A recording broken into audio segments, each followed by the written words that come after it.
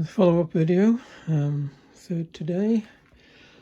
I don't know if I'm making any progress or not here, but there is something oscillating in the HF oscillator section. But I've just got the probe sort of pushed against the plate of the oscillator tube, insulated with some heat shrink on the probe, plus a sheet of plastic. There's about 300 or 400 volts on there, so I don't want to risk the probe or the tiny SA. Now, as I said in a previous video, I don't think this knob is set on the shaft right. I've tried to loosen the Allen keys, the Allen set screws off, but they're absolutely frozen solid on there. I don't know. Anyway, I can't loosen that knob to try and change it. So the settings on here don't really correspond with the settings in the manual. And this one is slightly out. This is probably about 1/8 of a turn out.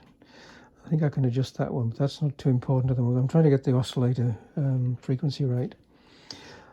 So at the moment I've been trying to set it on another frequency on 10 megahertz. And the preset positions for this are 10.12 megahertz, the top of the page there. So A and B, the coarse and the fine tuning, should be set at 9 and 1024. And find if I set this at 9, I don't get any drive to the PA stage. As it's set at the moment, which is about 7-ish, I do get some drive to the PA stage, some grid current.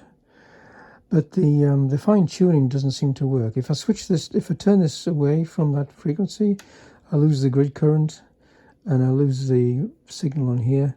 But try to tune that frequency with a fine tuner, it just doesn't affect the peak on the tiny SA, which is in the 1 megahertz range. This oscillator is working in the 1 megahertz range at this frequency.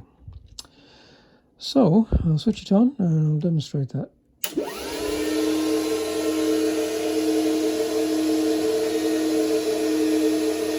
So this coarse tuning is now set at about 6.6 3/4 on the scale for maximum PA drive current, grid current to the PA tube.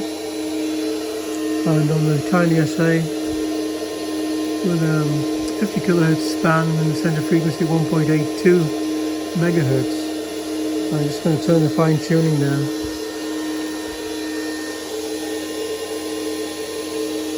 And this peak should be moving backwards and forwards as I turn this.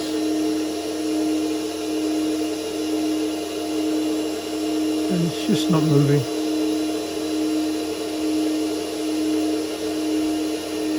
So,